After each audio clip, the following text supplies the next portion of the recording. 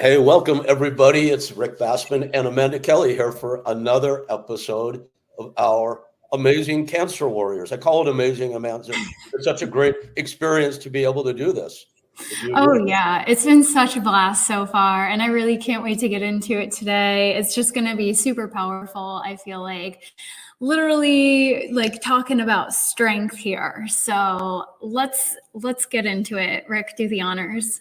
Absolutely. So quickly, we have a guest on that I'm particularly happy about today. She's an old friend of mine who I haven't spoken with until a few minutes ago when we talked for a minute or two off camera before we launched here. It's been about 14 years. We were trying to figure out how long it's been, and it goes back to a different lifetime from my days in pro wrestling. And my friend Erica Porter, otherwise known as Jungle Girl, was the world champion of my wrestling company, Ultimate Pro Wrestling.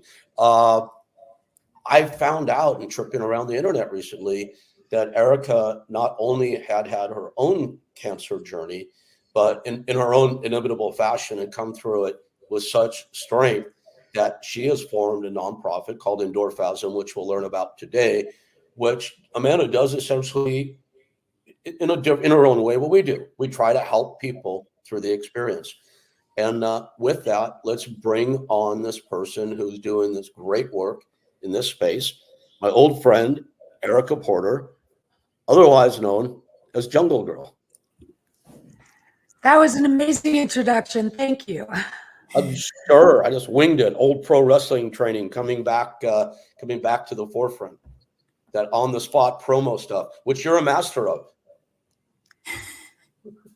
You want me to cut a promo? Yeah, go audience, please. Well, so listen, let me talk about the Endorphasm Foundation. So I was diagnosed with stage 4 breast cancer in June of 2020. And what the medical community does is amazing with treatments, but they also treat the disease. And we're really not dealing with the entirety of the person. And you feel as though you're relinquishing all of your control to the medical community. And we have a piece of treatment that is ours, and that is self-care. And self-care, whether you're diagnosed or not, is probably the most important piece in all of it. And when you can retain a piece of control, that is a powerful thing. And I believe in the power of movement. I believe in moving through cancer, just as I believe in moving through life. And so I founded the Endorphasm Foundation to empower individuals to move through cancer. So from diagnosis and through, I want to change the narrative of what it means to live with, through, and beyond cancer. So I love that. Yeah, Amanda, that's like so in line with your thinking and what you do with your platform.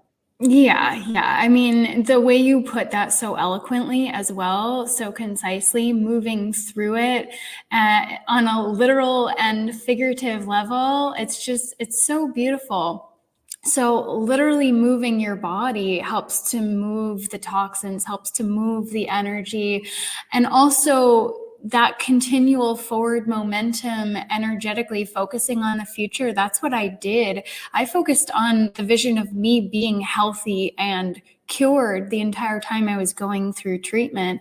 So I really love what you're doing. And, it struck me that the self-care is the best way to prevent. So, it's my own entire lifestyle is just rests on that foundation at this point. So yeah, thank you for bringing this forward. Thank you for addressing it. And that idea of giving your power away, I think that is one of the fundamental things that we have to really examine in the entire medical industry, but particularly the cancer industry as well. Hey, listen, this piece of treatment is absolutely critical. And it's not just the physical well-being, it is the emotional well-being, because it's really easy to be going through treatment and to fall into this cycle of not just feeling sorry for yourself, but that fatigue. And it seems counterintuitive. The more I move, the more energy I actually have. But that's the truth, and that's what happens. And so my role is to really engage oncology clinicians to say, hey, listen, you have to be the individuals that are really, at the forefront of this. And you guys are referring your patients out to programs like mine, because if it's coming from their doctor, chances are they would probably adhere to it and then allow it to become a lifestyle. Because there's a lot of people that have never moved and they don't know what really good feels like. And so if we can catch them before they start treatment, it can change everything. I mean, we already know that it changes outcomes, but to feel different and to feel empowered in the process, that is an incredible thing. And that is something that is the individuals to control.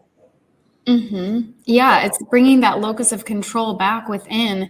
And, there is a lot of empowerment that comes from feeling strong and powerful on a literal physical level. I mean, I would love for you to share a little bit more about your background, because it's fascinating, because it's so different. But I feel like, people like the three of us, I got caught in my hair. We had a little bit of a leg up in the sense that we had a foundation of health and being physically active. I was a gymnast growing up, and I was a cheerleader in college, and then I got into yoga. So I was doing hot power yoga, handstands, touching my toes to my head at the same time, which is not the norm for the average person. So in that sense, it's like, okay, I had a head start, but it's like, it's never too late to begin. It's never too late to start strengthening. But yeah, I would love for you to share a little bit more of your background and why you feel so strongly about this, because it's so cool. I want to add something to that also before you dive in. Amanda, you just made a great point. People that are watching this podcast are probably in different space than we are, or where we started from. People are newly diagnosed. They're afraid.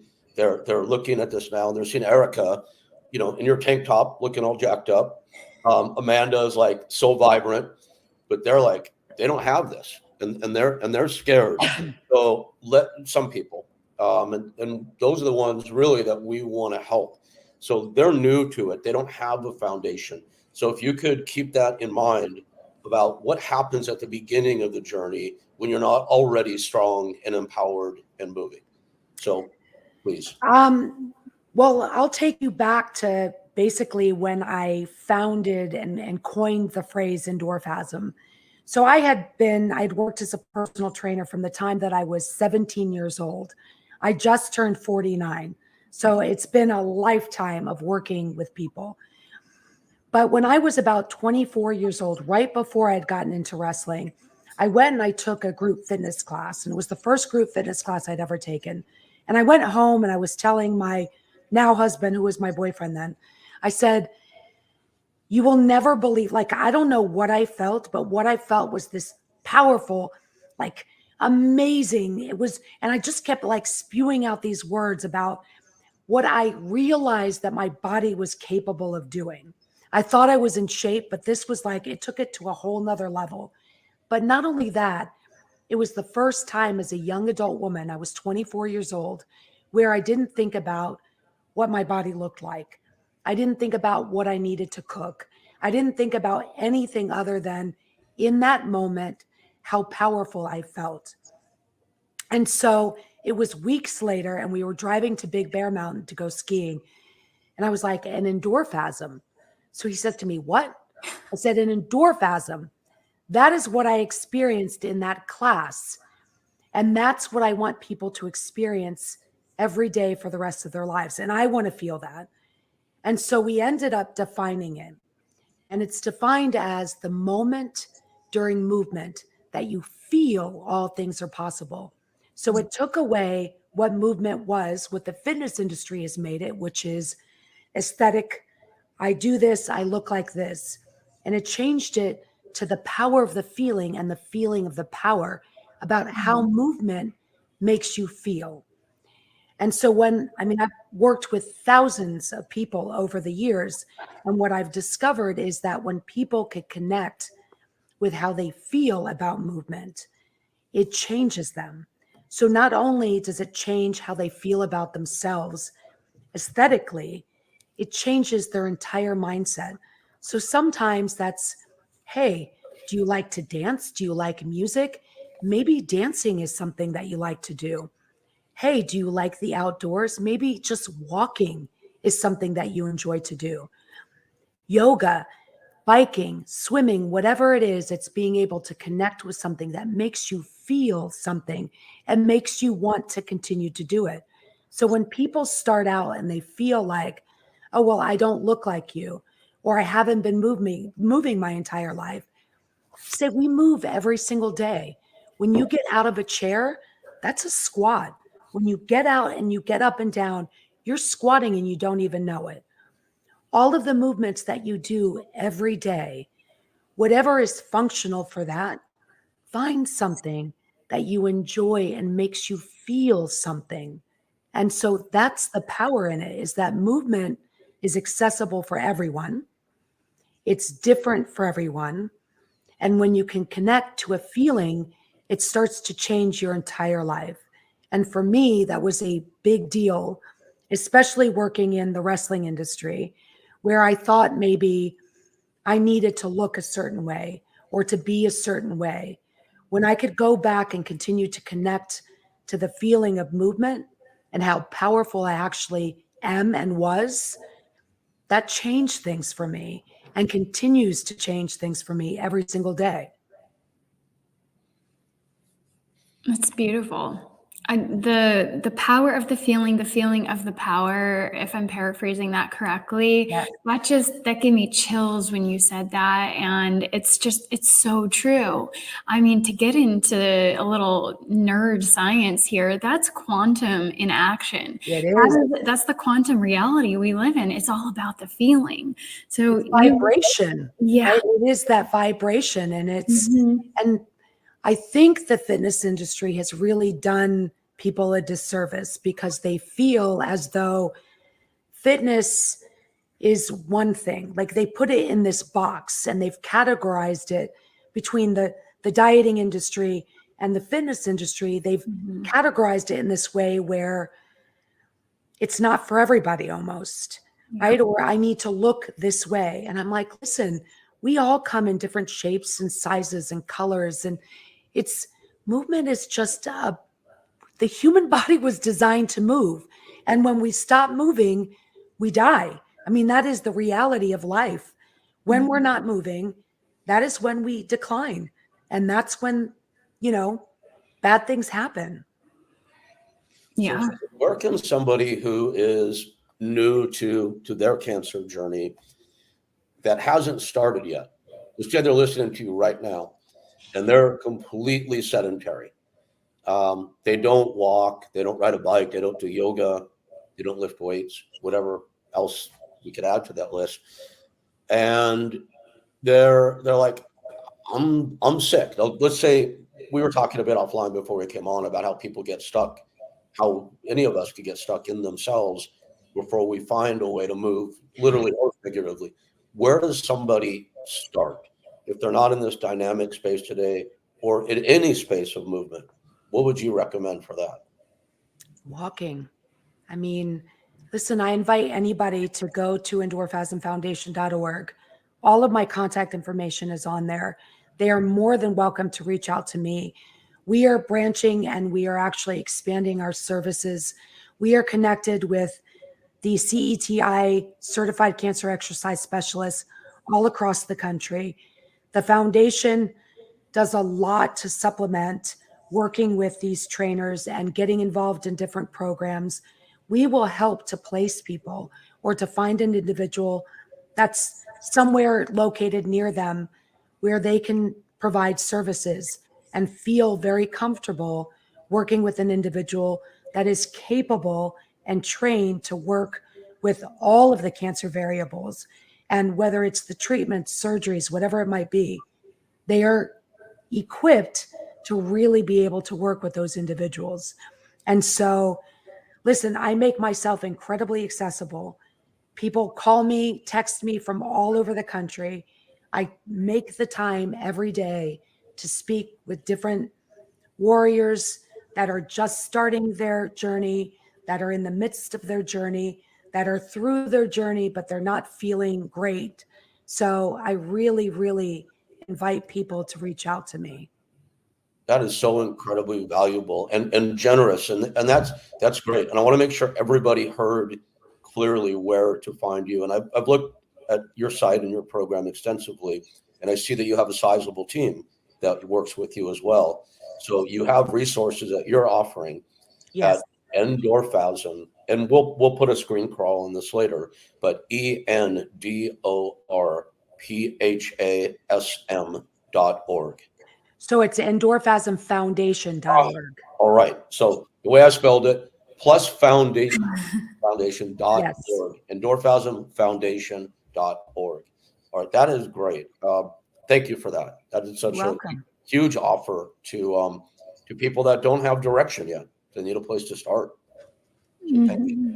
And just to really put out there too, all of our services are free of charge. So we don't charge for any of our services. All the work that we do here in Richmond, Virginia, we are also expanding with the YMCA. So everything that we do is, we don't want money to be an obstacle as to why people can't get started. Amazing. Amazing. So I know there's no typical person or typical profile necessarily, or necessarily a typical profile, but when someone comes to you, is there, I don't know how to say it, is there a type? Is it somebody that's brand new in their journey? Is it someone that has been an athlete, someone that has no experience in fitness, or is it all across the board? I will say primarily the people that we see are people that have never been involved in fitness, because those typically that are athletes and have been involved continue to do what they were doing. So they're more like the three of us. But most of the people that I end up meeting with and that I end up seeing and talking to have never done anything. And so they're coming and they're really just, in most cases, they're very deflated and they're afraid. And, those are the people that are typically on all of the sites that they think are supposed to be support networks. And meanwhile, everybody on those support networks are talking about all of the horrible things that are happening to them and how terrible cancer is. So you have it's feeding this negativity, and it's feeding this narrative of what people think a cancer patient should be, where my goal is to change the narrative of what it means to be a cancer patient. Because if you lead with that, if that's your lead in life, then you're already, you've told yourself who you are. And so when I talk about who I am as a person, I talk about being a business owner. I own a gym that I've had for 10 years. I am a mother. I am a wife. I am, a mother, a daughter. I'm so many things. And cancer happens to be part of my journey, but it is not who I am. So I think it's really, really important to be able to have platforms like this where you're really trying to encourage people to tell you all the things that they are and all the things that make them so uniquely them, so incredibly them. And then how do we also address this other thing that's happening in your life? And how do we make you go through this in the most empowering way and the most positive way? And how can you help yourself to be better through this journey than you ever were before this journey? That is so beautiful and so empowering. And I think you just hit on another really huge core piece, is that identity piece, is who are you affirming that you are constantly? And this is what I have seen keeping people in that negativity spiral, that negativity loop, if you will, of perpetually being the patient, of perpetually being in survival mode. So even cancer survivor, I feel, depending on the connotation you have attached to it, that can keep people in survival mode. And I chose to identify more with thriver and warrior. And I was really, really careful about the words that I was telling myself about what was possible in my situation. And of course, I went through the ups and downs and the moments of grief and all of that, of course. But yes, you touched on a really, really core point there, is that identity piece, because affirmations are powerful. The stories we tell to ourselves are so powerful. So how did you say that? How can you empower yourself or something like that? Yeah, it's really taking that power back. Well, I think we unknowingly live our life in accordance to the words that we're speaking and the action that we take. And I think it's really important to make a decision. I try to tell everybody, I'm like, listen, we're all terminal, every single one of us. There's not a single person that's making out of this, this life alive. It would be amazing if we walked around with this, barcode on the bottom of our foot, this expiration date that said, on this day, you will expire. So we have an opportunity. We have this moment and then it's gone. We have this moment and then it's gone. And it's making the decision about living these moments and living them truthfully and authentically and honestly and powerfully. And that is ours. So there's two kinds of people: those that allow the world to impact them, those that allow all of the circumstances that happen to impact who they are as a person. Those are our victims. Those are the victim mentality people. And those that choose, the operative word is to choose to impact the world. So you make a decision that you, in fact, are going to impact the world. So when I was diagnosed, there was never a point in which I was sad or angry or mad. What I realized is, who better a person to bring forth and to start this foundation and to really change the narrative around what cancer is and how we go through it than me? I mean, really, who better? And so, yes, I am thriving every single day. I was thriving before, I am thriving now. And as I did before, I live for the moments. I live for the right now. That doesn't mean I don't have bad days. I have bad days. I have things, I mean, there are some things that are beyond our control, but control the controllables and lead with that and make a decision that you choose to impact the world and not allowing the world to impact you. I love that, not allowing the world to impact you and controlling the controllables, because we actually do have a lot more control over our reality than we give ourselves credit for 9.9 times out of 10, I would say. That whole victim mentality versus I am the creator of my reality. I am empowered to shift things. And a phrase that was going through my mind is, a body in motion stays in motion. That was going through my mind a lot at the beginning of this episode. So it's like, once you lose, but our society is so sedentary. So that's kind of been ingrained in so many people. So we're shifting the narrative by shifting our energy and really staying in that frequency of movement, of forward momentum, is kind of the overarching theme of what I'm getting from what you're sharing here, whether that's on a mental, energetic, or physical level, literally moving your body. And I think sometimes it's baby steps. Again, so I'll go back to the fitness industry and how it has not served the greater population of people, is that it's not an all or nothing type of thing. Yeah. It is one step forward. Sometimes for people, I've gone to people's houses and I'm like, listen, let's just walk to the mailbox today. Let's just do that. And that is a success. That is just appreciating, did you walk to the mailbox yesterday? No. Well, then we're ahead of the game. It's baby steps. Every single person, they crawled before they walked. They walked before they ran. And I think that, I watch people with children. I'm a mom, and we give a lot of grace to children. They fall, we pick them back up. We tell them that they can do it, but we don't give ourselves that same grace.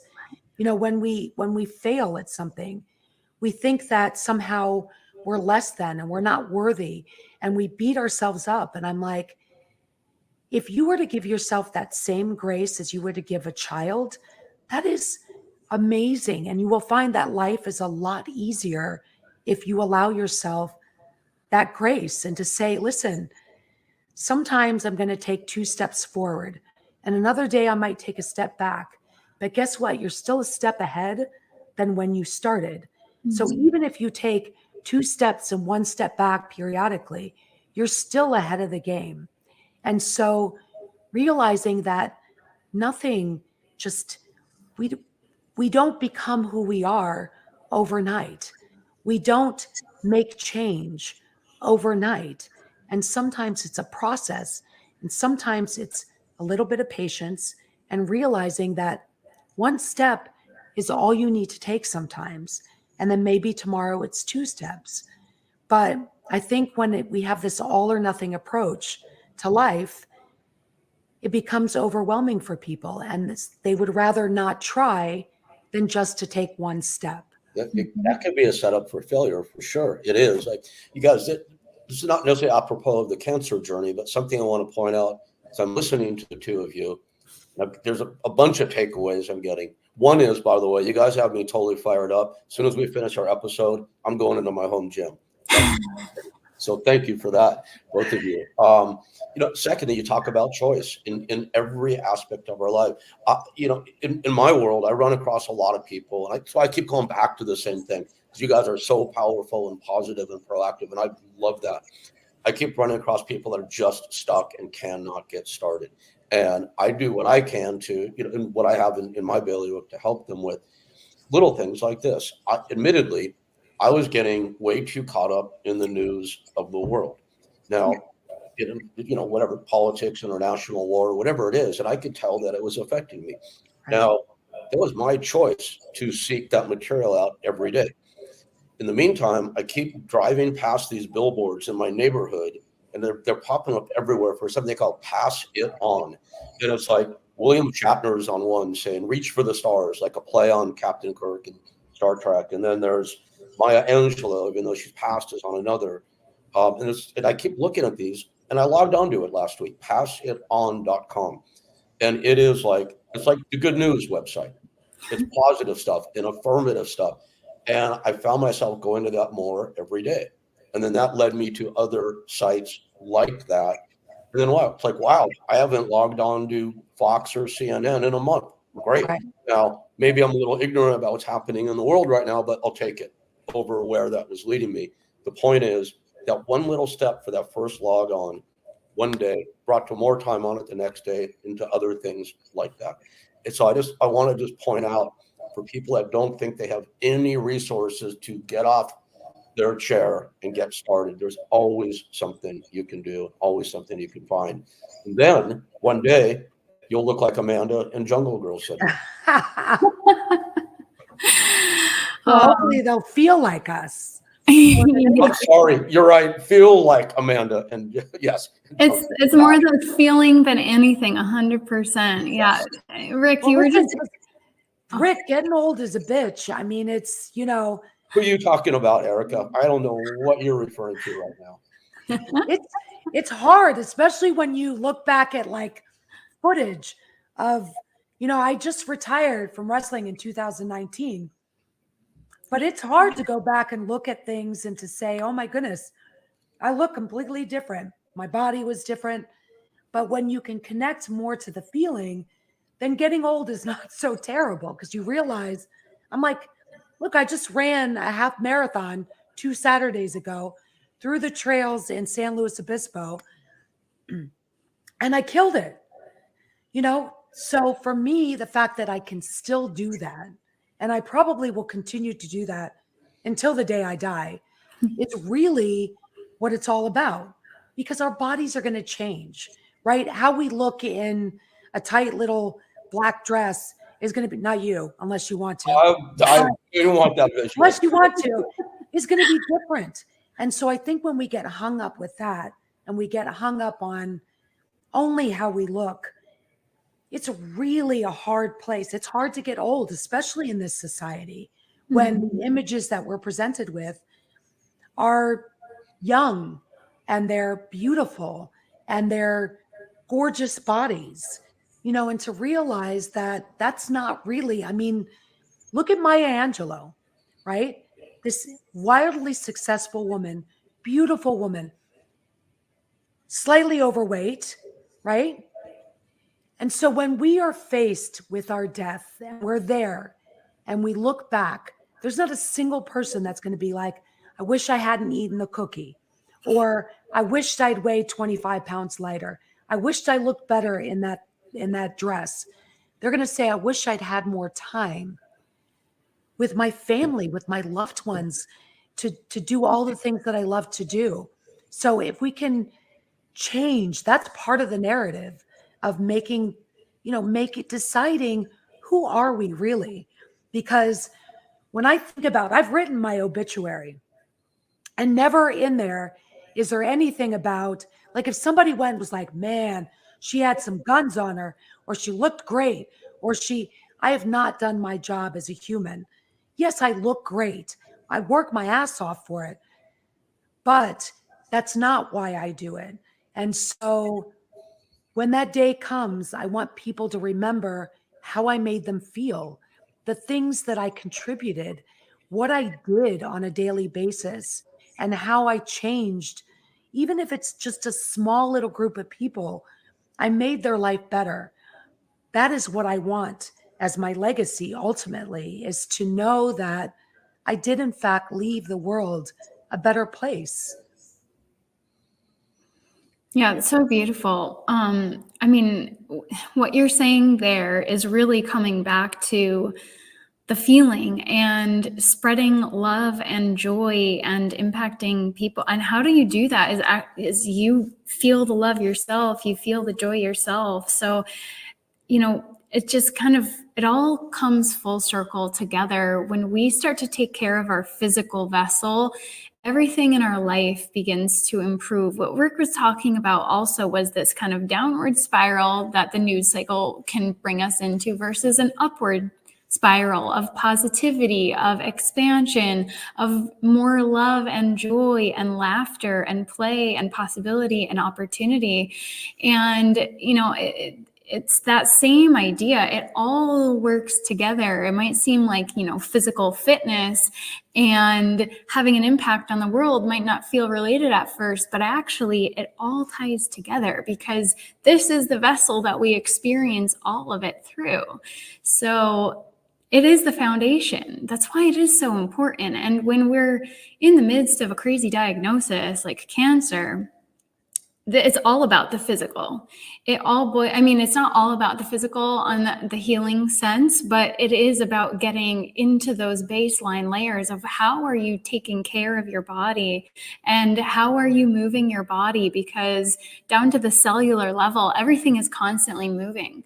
And our muscles are squeezing our blood vessels. The lymph needs to flow in order to release the toxins and everything. So, we don't have to run half marathons like Jungle Girl, but I've never run a half marathon in my life, and I'm okay with that, honestly.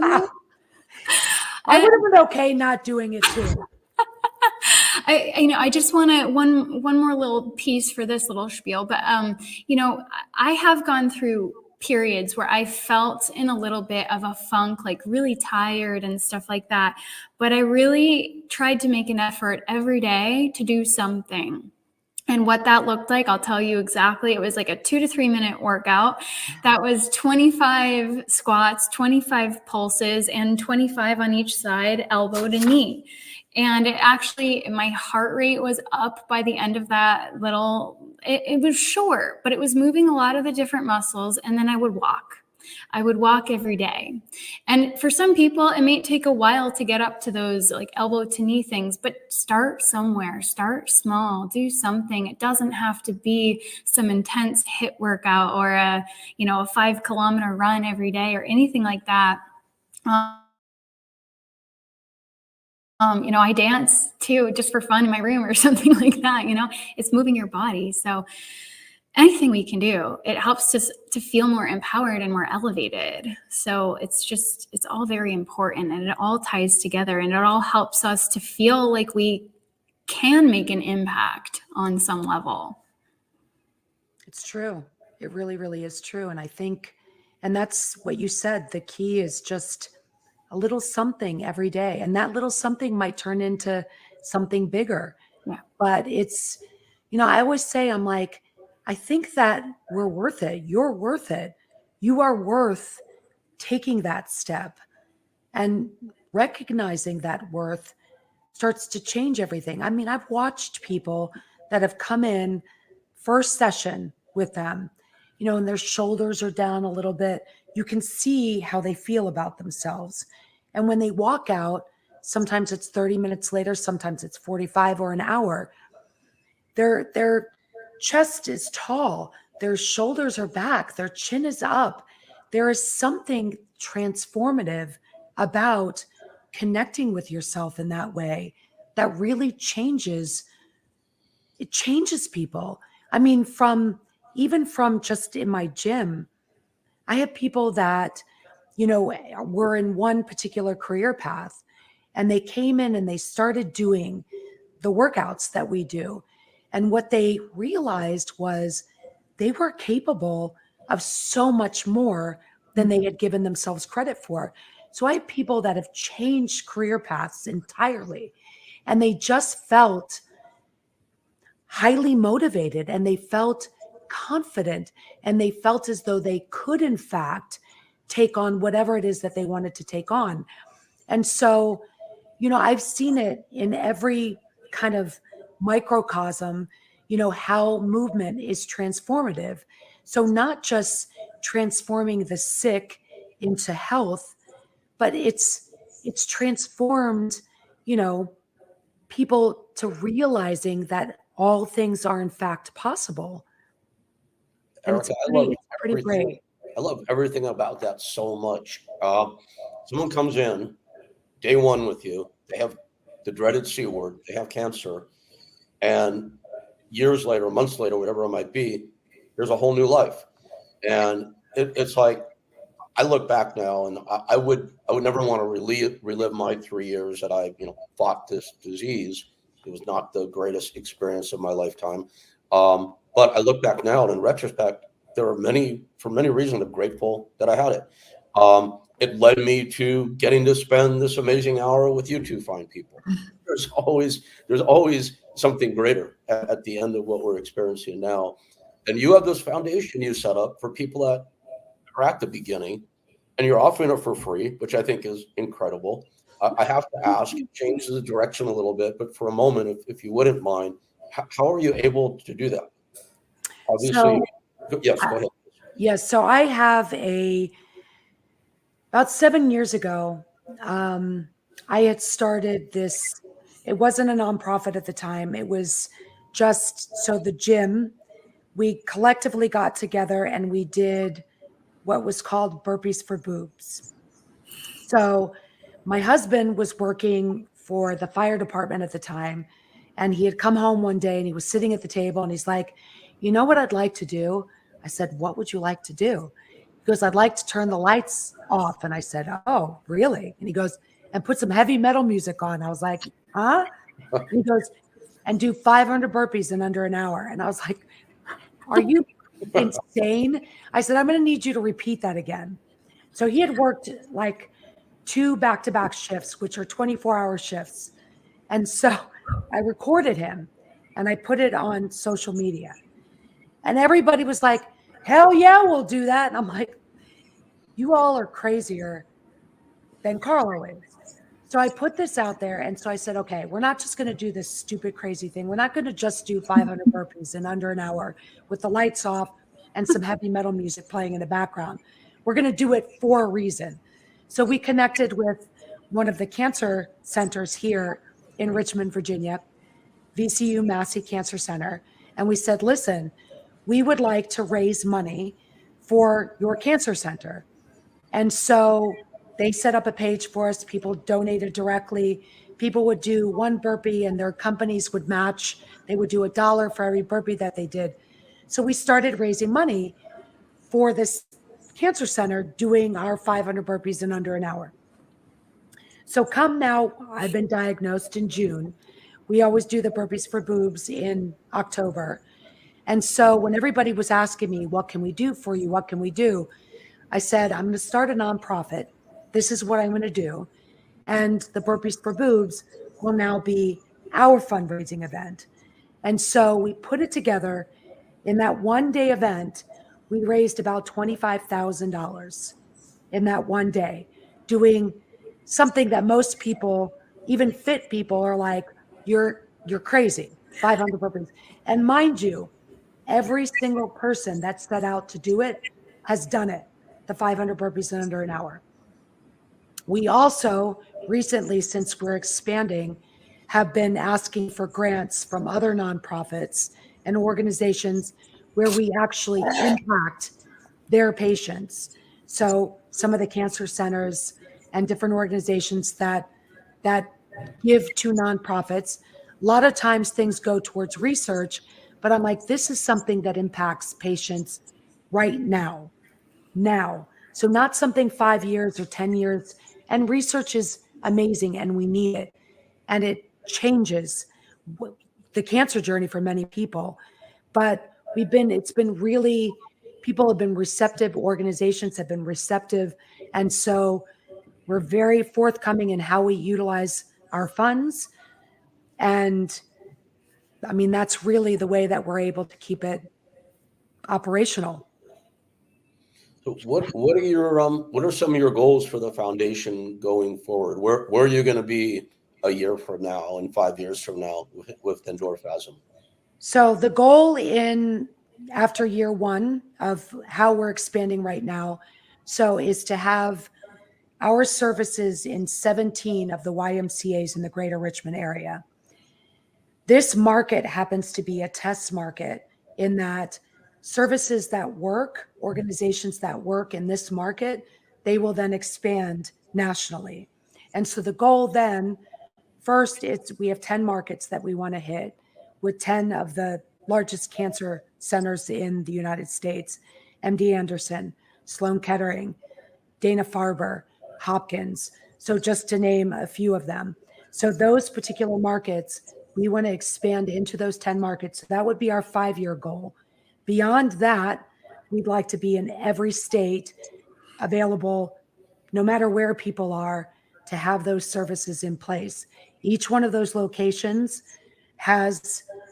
the goal would be to have 2 certified cancer exercise specialists so that they're onboarding patients directly from the oncology offices, and then also working with them one-on-one, and then integrating them into group fitness, because group fitness is really where there becomes accountability and people start to just kind of gain attachments with people. And so there's an accountability for themselves, and then they feel an accountability to other people, as opposed to just one-on-one training. And we want to normalize the whole process. So we want them to be with other people. And we want the conversations to be about, oh my God, I feel so amazing. And I did this and I did that. And it's not just, oh, on Mondays I go for my chemotherapy and I sit there for 6 hours and I'm really tired and I can't do this and I can't. And cancer. We want it to be talking about people's kids, their dogs, their life, apart from cancer. And they have this as an outlet to what they're going through. That's a great business plan. Wow. It's huge. It's huge. I mean, I'm getting the vision while you're speaking it. And I look forward to seeing these in every city around the country. Me too. And up until then and during that, so people can support you and support your mission by going to Endorphasm Foundation. Yes. Yes. All right. Right. And at the risk of being repetitive for the individual, I'm sorry, my dogs will interrupt every episode at least once. My apologies, kids. Guys. That's why this worked out perfectly, because my son is at the dentist right now. Fantastic. So, at the risk of being repetitive, somebody right now in a market where you don't presently have a physical setup, can get guidance from you and from your team still by going to your website. Is that Yes. correct? And contacting you, and they'll end up being in touch either with you or somebody from your foundation. They most likely will be in touch. Anyway. They will most likely be in touch with me. But so we are connected with CETI. So she is the woman that founded this organization that is a certified cancer exercise specialty training. She was diagnosed with cancer and she started this program.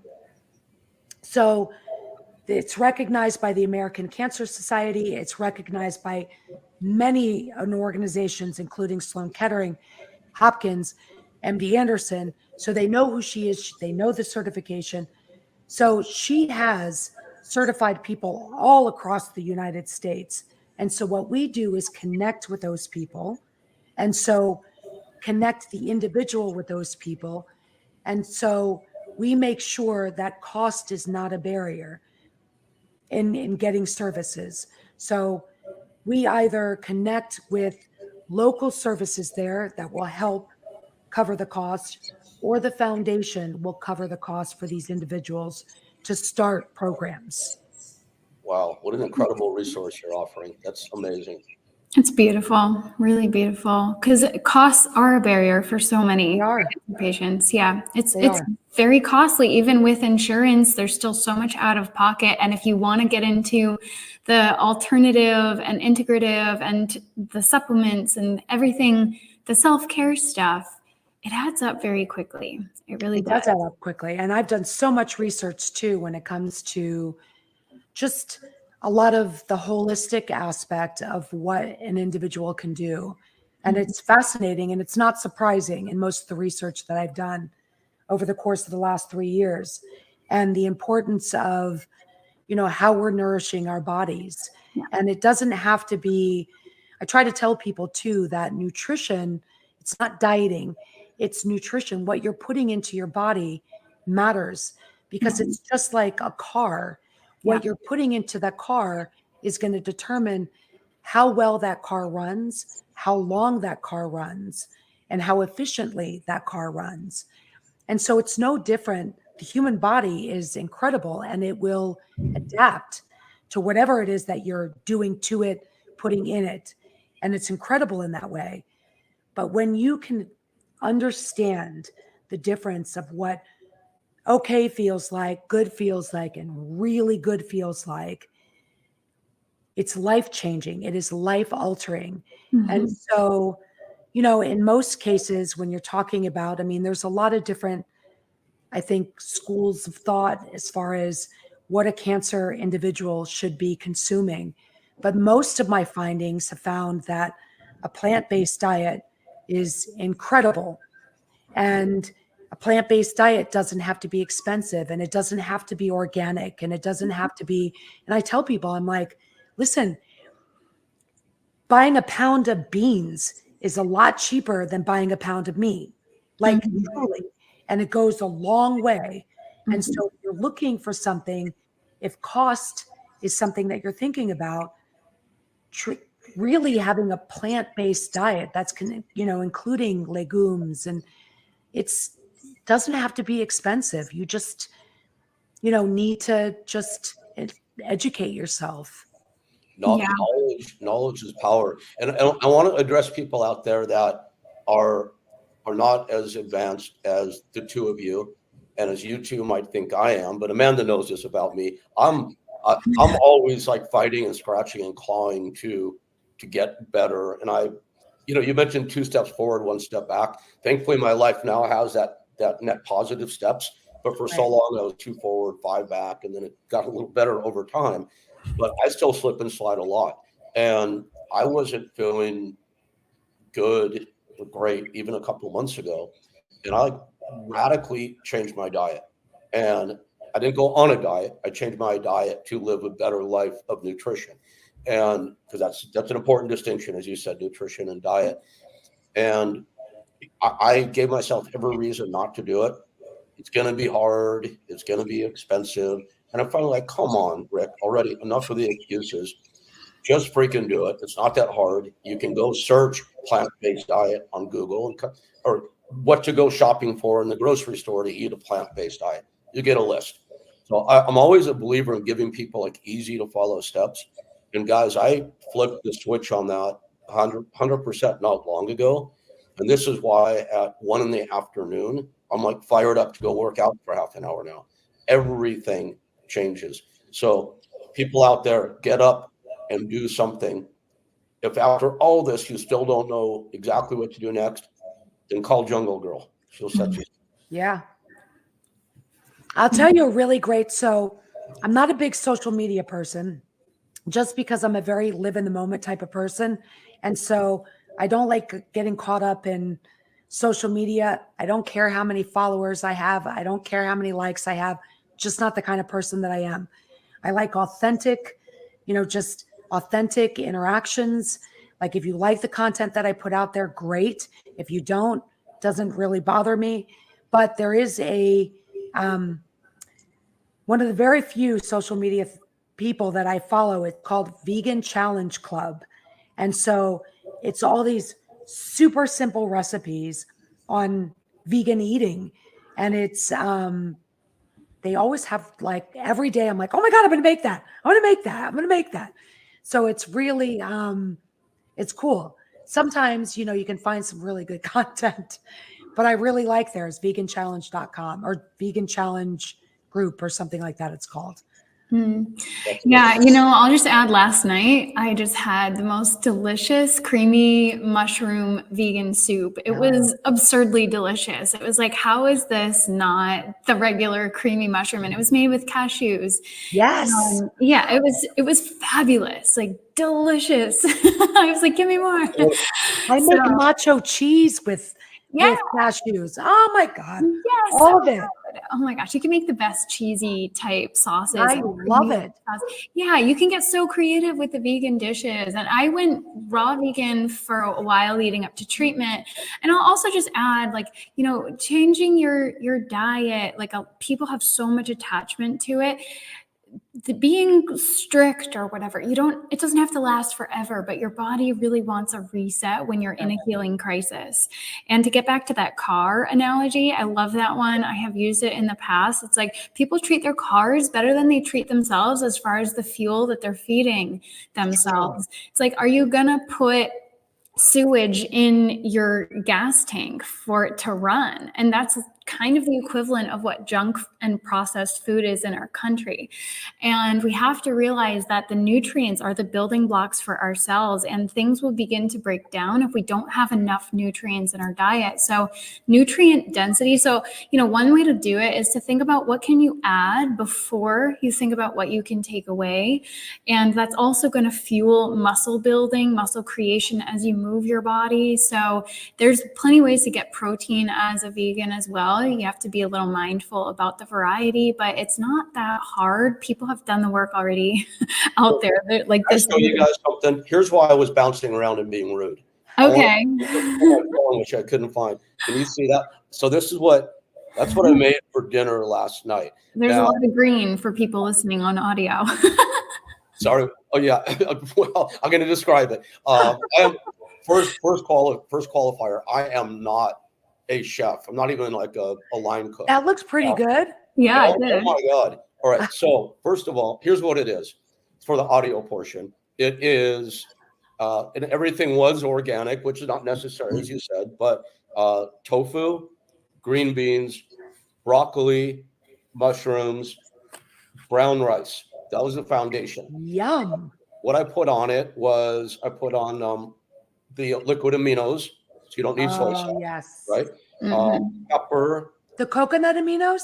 No, just a regular liquid Just aminos. liquid amino, okay. That, pepper, lemon, and I cooked it in avocado oil. Mm-hmm. Now, this took me months to even get to making this one dinner last night. So I've given myself, this is not to do it. I timed it. This is how lame I am. I timed how long it took me from prep to cooking, including cleanup. 21 minutes top to bottom. Wow. That's not bad, right? That's impressive. I don't know what I spent on this, but I was ordering Uber Eats a lot, $40 average. This is what, maybe $3-4, maybe. And it's the best dinner I've had in months. It's that good. So it's so much easier than those of us who are afraid of getting in the kitchen or Yeah. maybe changing our shopping habits might think. So easy. Yeah. Yeah. Really good. Really so good. Anyway, Yeah, it looks really good. yeah. I like making stuff like that too. I like one pot type things where it's like everything is in one dish and it's really simple and it's smart. I started even growing my own mushrooms. So Oh, cool.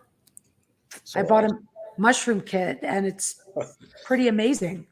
that's a mushroom kit. That's awesome. Really cool. So our hour has flown by here. Oh my goodness. Yeah. I want to like push us toward a wrap up by putting Jungle Girl on the spot here. So Amanda knows that we do this thing like we ask people to come up with like an off the cuff elevator pitch. But let's say we're back in promo class here for a minute, right? In pro wrestling, we cut promos. So Erica, Jungle Girl, you're in front of a room of people that are freshly diagnosed, that don't know where the F to start. You got them for 60 seconds. What do you tell them? Wow, what do I tell them? Cancer is something that happened to you, but it is not who you are. And you do not have to relinquish all of your control. You retain an important piece, a critical piece in your journey, in your health, and that is self-care. And movement is powerful. It changes us. It will change you. I encourage you to just take 2 steps forward every day and to empower yourself to move through cancer, which ultimately is going to help you move through life. Awesome. You get an A in promo class for the day. That's beautiful. And if people Are need you sure you didn't practice that? if people need guidance to get started, they can go visit you at endorphasmfoundation.org. They can also check out the wisdom of Amanda Kelly at thisartcalledlife.com. Great resource. Amazing seeing you. So good to see you. And it's so great to see you, Rick. You really do. You look fantastic. I'm hopeful that things are really, really great for you. You're not in California anymore? No, actually, I just moved back to California a year ago. I was my dogs and I were living on Maui for 5 years. Wow. Yeah, who in their right mind moves from Hawaii to California, right? But it had a bit of a very positive late career resurgence. It's all entertainment industry related, so it was time to come on back because I was making like 2 to 3 trips a month from Hawaii to LA. So here we are. Rick, I'm happy that you are living your truth and your authentic self, and the light is shining. Oh, well, thank you. That's my ring light you see mixed with blush. But it's all right. Thank you. Yes, with the blushing on top of it. Yes, thank you, Erica. So great to see you. It's so cool watching the two of you interact. You're so different, very different, the two of you, yet so much core positive similarities also. So great. Yeah, Amanda, you're very cool. Oh, thank you. You too, Jungle Girl. No, seriously, it was such a pleasure. Such a beautiful conversation. Thank you so much for joining us and everything that you're doing. You. The pleasure was all mine. Thank you. Let's be in touch, my friend. Please. Signing off for myself and for Amanda Kelly and for Erica Porter, Jungle Girl, on this episode of The Cancer Warriors. Bye all. Bye. Take care. Bye. Thanks. Good stuff, everybody. All right. I keep trying to end the recording, Amanda. I can't end it. Onward and upward in love and light. That's why it didn't end, because I didn't say that yet. Oh, is that a rap line? Well, I'll tell you what. So Devin please cut out this last 30 seconds of bantering and then add the following. Onward and upward in love and light, and we will see you all in the next episode. Thank you so much, and sending you all so much love.